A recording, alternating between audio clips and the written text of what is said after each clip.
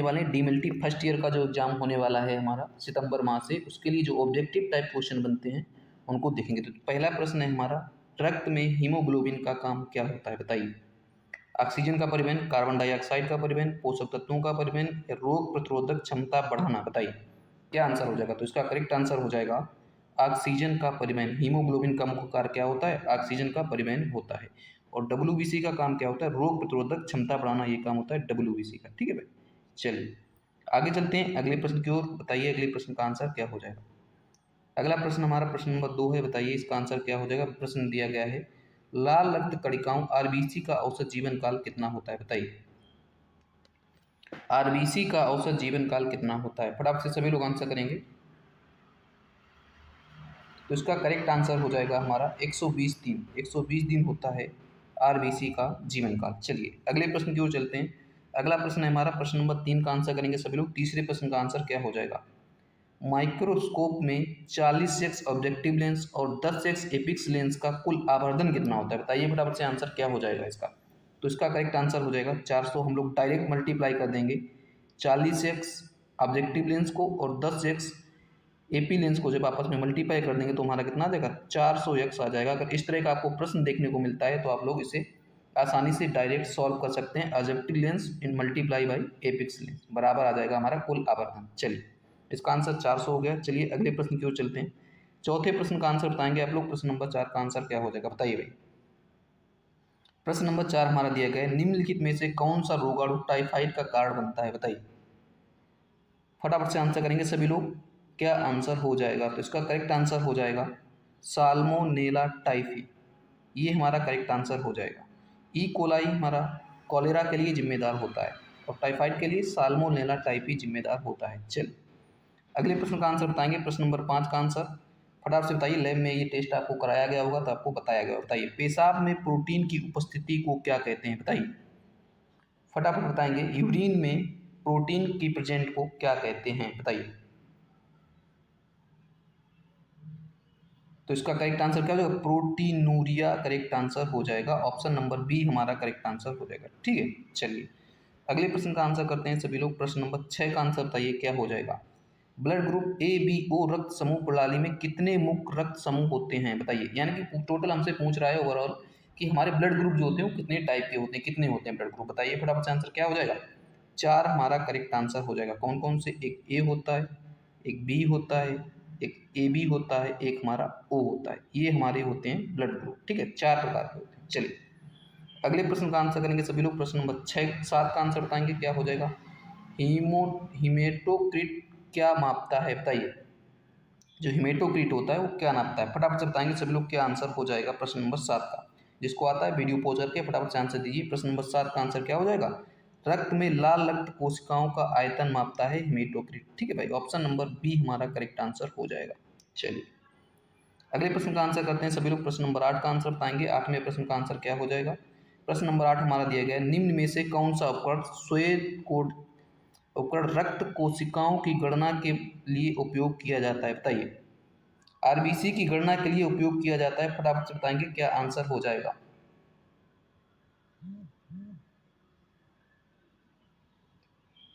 रक्त कोशिकाओं की गणना के लिए उपयोग किया जाता है, फटाफट से आंसर कीजिए क्या आंसर हो जाएगा प्रश्न नंबर 8 का।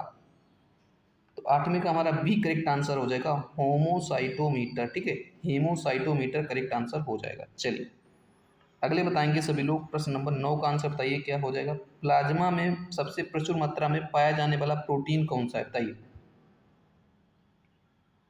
प्लाज्मा में पाया जाने वाला सबसे प्रचुर मात्रा में प्रोटीन कौन सा है। तो इसका करेक्ट आंसर क्या होगा, एल्ब्यूमिन करेक्ट आंसर हो जाएगा। Option number B correct answer हो जाएगा।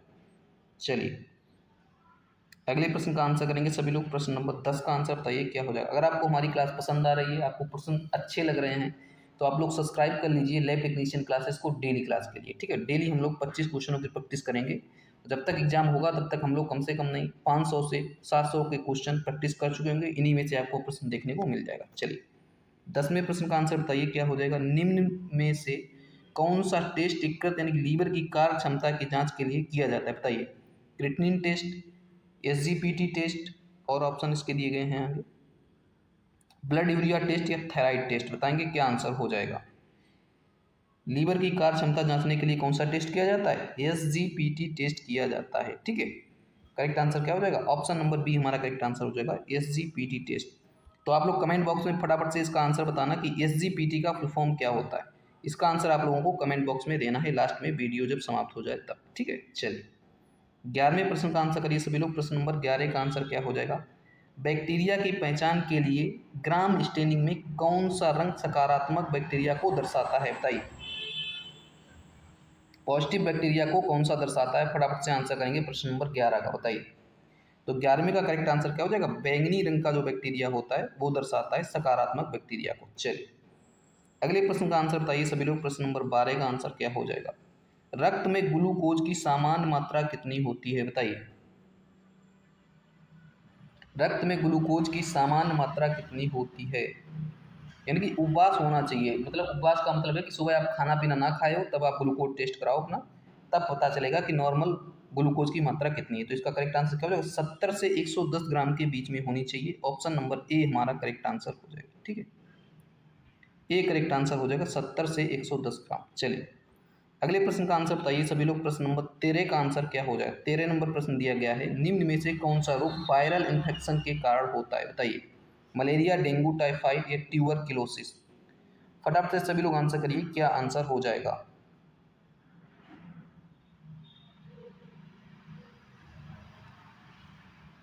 वायरल इन्फेक्शन यानी कि वायरस के कारण कौन सा रोग होता है? डेंगू हमारा करेक्ट आंसर हो जाएगा। Option number B correct answer हो जाएगा। मलेरिया ये किससे होता है?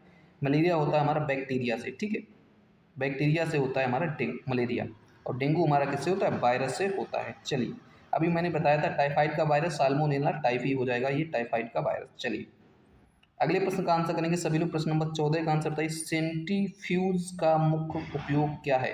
जब हम लोग सेंट्रीफ्यूज नहीं करते हैं उसका मुख्य उपयोग क्या है? क्यों सेंट्रीफ्यूज किया जाता है? रक्त कोशिकाओं की गणना, रक्त के अवयवों को अलग करना, रक्त का रंग मापना या रक्त में बैक्टीरिया की पहचान करना। बताइए, फटाफट से बताएंगे सेंट्रीफ्यूज का काम क्या होता है? तो रक्त के अवयवों को अलग करना। जैसे जब हम लोग सेंट्रीफ्यूज करते हैं तो देखते हैं ना वाइल्स में कि ऊपर टेस्ट ट्यूब में देखते हैं, सॉरी टेस्ट ट्यूब में देखते हैं कि ऊपर प्लाज्मा आ गया है, नीचे आरबीसी बैठ गई हैं, तो जो रक्त के अवयव हैं उनको अलग करने के लिए सेंट्रीफ्यूज का काम किया जाता है, यानी कि सेंट्रीफ्यूज ब्लड को किया जाता है। अगले प्रश्न का आंसर बताएंगे प्रश्न नंबर 15 का, यूनिवर्सल डोनर कौन सा है? बताइए, हमारे ब्लड समूह में एक यूनिवर्सल डोनर होता है, उसका बताएंगे कौन सा हो जाएगा यूनिवर्सल डोनर? बताइए, A positive, B negative, O negative या ए बी पॉजिटिव। बताइए फटाफट से आंसर क्या हो जाएगा? तो इसका करेक्ट आंसर आ जाएगा ओ निगेटिव। आप लोग सिर्फ ओ याद रखते हैं, आज से ओ नहीं याद रखेंगे, ओ निगेटिव भी याद रखेंगे। अगर यहीं पे ऑप्शन ओ पॉजिटिव और ओ निगेटिव करके आ जाता तो आप लोग इसमें कंफ्यूज हो जाते, हो सकता है आपका आंसर गलत भी हो जाता, लेकिन आज से ध्यान रखेंगे कि ओ निगेटिव होता है हमारा यूनिवर्सल डोनर। चलिए अगले प्रश्न का आंसर बताएंगे, ईसार टेस्ट का उपयोग किसके लिए किया जाता है? बताइए, ईसार टेस्ट का प्रयोग किसके लिए किया जाता है? फटाफट से सभी लोग आंसर कर देंगे प्रश्न नंबर 16 का। तो इसका करेक्ट आंसर क्या हो जाएगा? इन्फ्लामेशन को पता करने के लिए हम लोग ईसार टेस्ट लगाते हैं, यानी कि सूजन को पता करने के लिए। चलिए अगले प्रश्न का आंसर बताएंगे सभी लोग। प्रश्न नंबर 17 का आंसर क्या हो जाएगा?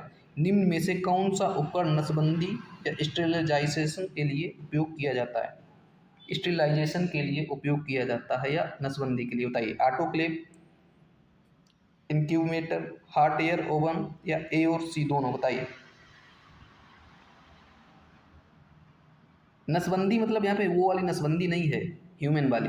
स्टेरिलाइजेशन ओवरऑल इंग्लिश में याद रखेंगे, स्टेरिलाइजेशन नहीं करते हैं किसी चीज़ को हम लोग, जैसे जब टेस्ट ट्यूब को रख देते हैं ऑटोक्लेव में उससे स्टेरिलाइजेशन करते हैं।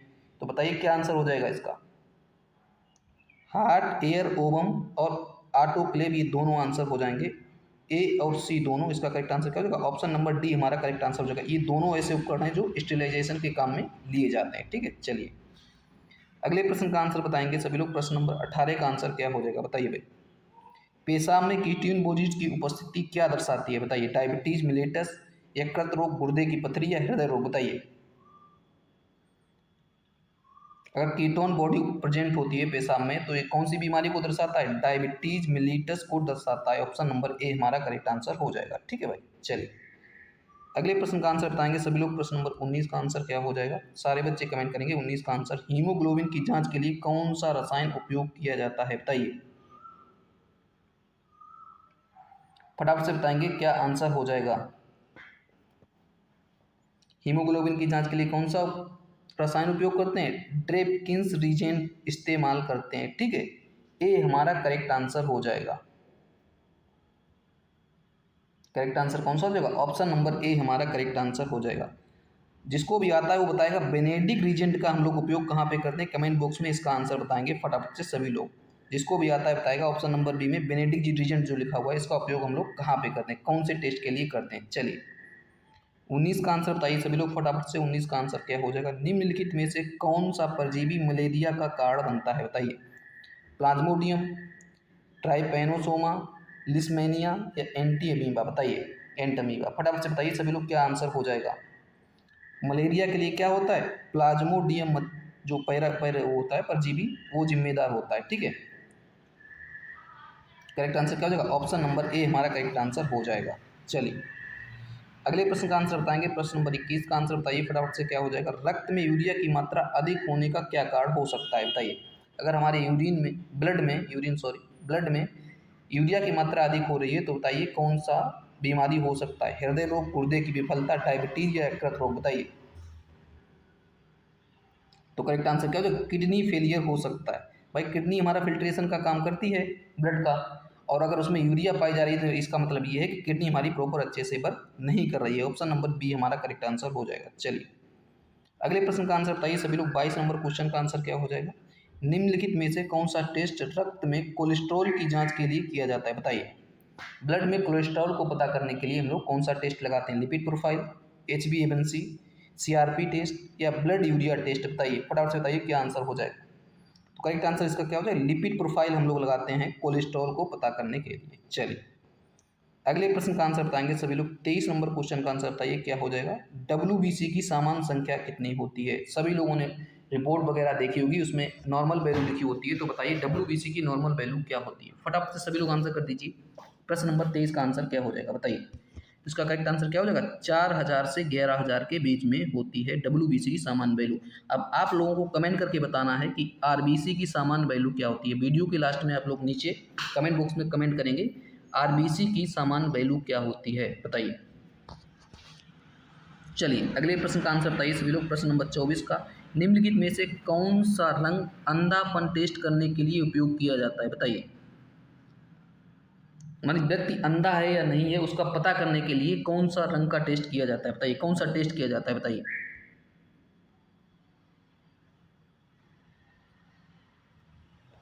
रंग अंधापन टेस्ट का मतलब कलर ब्लाइंडनेस जो होता है उसके लिए किया जाता है। बताइए Ishihara test, Benedict test, Barfoed test या मोलिस टेस्ट? बताइए फटाफट से क्या आंसर हो जाएगा? इशिहारा टेस्ट हमारा करेक्ट आंसर हो जाएगा। ऑप्शन नंबर ए इस प्रश्न का सही आंसर हो जाएगा। कलर ब्लाइंडनेस के लिए हम लोग कौन सा करते हैं? इशिहारा टेस्ट करते हैं। चलिए आज का लास्ट क्वेश्चन बताएंगे। प्रश्न नंबर 25 बताइए 25 का आंसर क्या हो जाएगा? लैब में सैंपल को स्टोर करने के लिए सामान्य तापमान क्या होता है बताइए? जो भी हम लोग सैंपल लेके जाते हैं ब्लड वगैरह का उसको कितने डिग्री टेम्परेचर पे सुरक्षित करके रखते हैं बताइए, या स्टोर करके रखते हैं? बताइए फटाफट से बताइए 25 नंबर क्वेश्चन का आंसर क्या हो जाएगा? तो करेक्ट आंसर हमारा हो जाएगा 0 से 4 डिग्री के बीच में जो टेम्परेचर होता है उसमें हम लोग सैंपल को स्टोर करके रखते हैं। तो ये थी हमारी टोटल 25 क्वेश्चन की क्लास। अगर आपको क्लास पसंद आई है तो वीडियो को लाइक कर दीजिए और नीचे कमेंट करके बताइए आपकी क्लास कैसी लगी। और ये भी बताना जो भी मैंने 2 क्वेश्चन पूछे थे दोनों के आंसर आप लोगों को कमेंट बॉक्स में नीचे देना है। ठीक है भाई, चलिए मिलते हैं नेक्स्ट वीडियो में। तब तक के लिए जय हिंद, थैंक यू। और चैनल को सब्सक्राइब करना बिल्कुल मत भूलिएगा। ठीक है भाई, थैंक यू सभी लोगों को।